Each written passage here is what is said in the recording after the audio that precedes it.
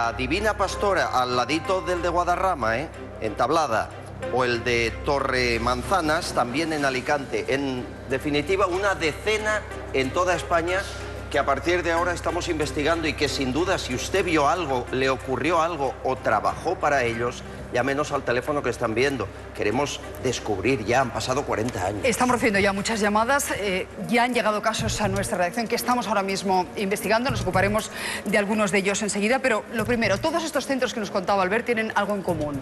Están situados en zonas rurales, aislados, y como su nombre indica, se destinaban a la prevención de enfermedades, al menos en teoría. Vamos a ver cómo era un preventorio, un lugar entre un hospital y un centro de reeducación. Corren los primeros años de la posguerra civil española. Antiguos hoteles o nuevos edificios. La geografía de nuestro país se puebla de los conocidos como preventorios. Unos eran lugares destinados a la prevención de enfermedades muy contagiosas como la tuberculosis infantil. Se ubicaban en el campo, aislados y en lugares elevados para que los enfermos respirasen aire puro, como los de la Sierra de Guadarrama en Madrid. Otros, como el de la Sabinosa en Tarragona, eran colonias vacacionales para los hijos de las familias más humildes. Pero también había en los preventorios huérfanos y niños recogidos en los suburbios marginales de las ciudades y madres solteras, seleccionadas por la sección femenina de la Falange, que gestionaba estos centros. Pero por muy lejos que estuvieran, Aguas de Busot, La Tablada en Guadarrama o Sierra de Espuña, los testimonios de los que por allí pasaron son tan similares como estremecedores. A medio camino entre hospitales y centros de reeducación, la presunta labor social de los preventorios justificaba cualquier método. Niñas y niños de entre 4 y 14 años llegaban hacinados en trenes de carga. Se les despojaba de la ropa y los enseres personales y se les cortaba el pelo al cero. Eran obligados a desinfectarse y a ducharse desnudos en grupos, con agua helada. Algunos testimonios lo califican como auténticos campos de concentración. La disciplina era feroz. Estaba prohibido correr o saltar. Cualquier mirada o palabra a destiempo era castigada severamente. Castigos a los niños, había castigos, que lo veíamos, pero teníamos que callar.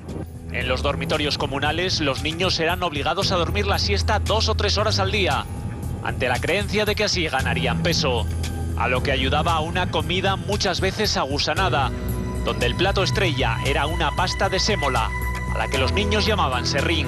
Las cuidadoras velaban porque nada quedara en los platos, bajo pena de humillación pública. Pero sobre lo que allí ocurría regía la ley del silencio. El correo de los niños era censurado y nadie hacía preguntas. Así, 50 años después, las heridas permanecen abiertas. La mayoría de los preventorios yacen en ruinas, como silenciosos monumentos a la sinrazón. Tras sus muros solo se aventuran ahora los investigadores de lo paranormal, que buscan los mensajes de los que no pudieron vivir en paz.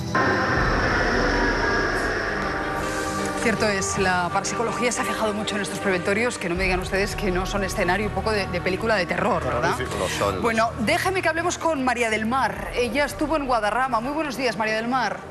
Buenos días. ¿Con qué edad y en qué año estuvo usted en Guadarrama? Yo estuve con 7 años ¿En qué año? ¿Recuerda usted más o menos qué década? En verano del 73. En el 73. ¿Y qué recuerdo tiene usted? No sé si coincide su relato con lo que aquí hemos escuchado, María del Mar. Uy, sí, coincide todo. Todo coincide. Además, a mí es que me oigo con eco.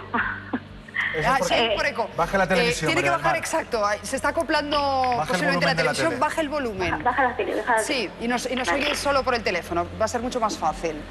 Ya Dice lo que, sé. que coinciden todos, los malos tratos, la crueldad por parte de las cuidadoras. Sí, además... sí. Además, como mi madre había muerto unos días antes, o sea, unos meses antes, murió en marzo, en el hospital de tuberculosis que está allí también, pues yo no sabía qué hacía ahí, porque era muy pequeña y yo lloraba y lloraba y lloraba y lloraba. Todo el día yo me pasaba todo llorando, todo llorando. Y entonces por la noche una compañera, una niña un poquito más grande que yo, me cogía y me decía, no llores, no llores, no llores. Y claro, yo decía, Y yo no entendía por qué no tenía que llorar. Y entonces, de repente, me vi arrastrada hacia un cuarto con una bañera, me acuerdo que había una bañera, y me sentaron en cuclillas, con las piernas cruzadas, estilo indio, con las piernas cruzadas, derecha, y me tuvieron ahí como 2 o 3 horas. Por llorar. Por llorar. Y como yo seguía llorando y me movía, me dieron con una zapatilla en la cara. Dios mío, Y por después de haber perdido a su una madre, ¿eh? Por O sea haber que- perdido una madre. Que esto En es fin. muy habitual. Quien tenía un familiar cercano que fallecía por tuberculosis, enseguida al niño le mandaban a ir. Estaban para que no estigmatizados y se les cogiera separaba, ¿no? la enfermedad, pero cogía algo peor, que eran los malos tratos. ¿Cuánto tiempo estuvo usted, María del Mar, en el preventorio? Yo estuve ese año nada más, pero ese año, porque al año siguiente yo entré por enchufe con una monja que era vecina de mi casa. Y al morir mi madre, pues éramos muchos hermanos, y para quitar carga a mi abuela me dijo que me llevaba de colonias. Sí, sí. Ya. María del Mar, Justo lo que Era decía- ¿usted se lo contó a sus justo lo que padres? decía Albert. ¿Esto? A su padre, ¿no? No se lo contó No, nunca. porque mi padre tampoco estaba. Ya. Y no lo compartió con nadie, María del Mar. No, yo solamente lo he compartido Pero- con el psiquiatra. Yo estoy en tratamiento psiquiátrico y en tratamiento... Y solamente lo ha hablado psicológico. usted con su psiquiatra. Sí, y con la psicóloga. Su recuerdo es tremendo, María del Mar, pero fíjese, la invito a seguir escuchándonos porque lo que nos cuenta Francisca es muy distinto. Francisca, muy buenos días. ¿Usted también estuvo en Guadarrama? Sí, yo estuve en Guadarrama la primera vez 3 meses y la segunda vez me tiré casi 3 años. Es decir, mucho tiempo. Sí, muchísimo. ¿Y usted no recuerda ni los malos tratos, ni la crueldad, ni las vacunas? A ver, en aquella época tenemos que pensar también de que aquella época no todo era como ahora. Eran muy estrictas, teníamos unas normas muy estrictas. Había que hacer todo lo que ellas decían cuando ellas lo decían y a la hora que lo decían. Para todo había un tiempo, un horario. Es cierto que nada más llegar te asustas porque te meten en una sala muy grande y lo que llamábamos nos vacunaban, sí, pero era el puntito rojo, me acuerdo perfectamente. Pero luego no me volvieron a vacunar. Y Francisca, Recuerdo- usted no tiene secuelas, es decir, que es que hemos hablado con niñas que estuvieron allí y que luego, a raíz de esa estancia, dicen que, bueno, no saben si por la medicación, por las vacunas, pero han tenido muchas secuelas físicas. ¿Usted no? No, yo no. De hecho, a mí me pusieron el puntito rojo y recuerdo que en las comidas las niñas que tomaban pastillas, que se les había dicho en el botiquín, que tenían que levantar una mano, porque levantábamos las manos para saber si queríamos agua, leche o las pastillas. A las niñas de las pastillas, había niñas que les daban pastillas y yo decía, ¿para qué serán esas pastillas? A mí no me las dieron en ningún momento. Pero yo sé que había niñas que en las comidas les daban unas pastillas.